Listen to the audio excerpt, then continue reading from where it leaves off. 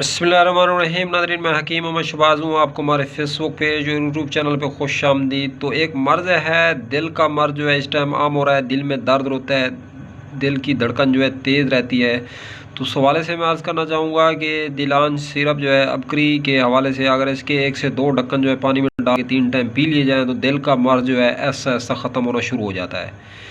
तो इसको इस्तेमाल करें, काम में लाएँ और हमें दुआओं में याद रखें। नाज़रीन, वीडियो अगर अच्छी लगे तो इस वीडियो को लाइक, शेयर, कमेंट करना मत भूलें। अगर आप लोग ये दिलान सिरप जो है बाय करना चाहते हैं तो उसके लिए कॉन्टैक्ट नंबर 0309 990 2851 पे आप लोग रब्ता करके आप लोग ये दिलान शिफा सिरप भी जो है हमसे बाय कर सकते हैं।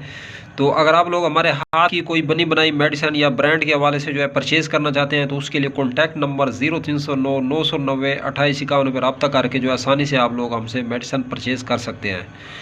अब तक के लिए इतना ही। खुदा हाफिज़।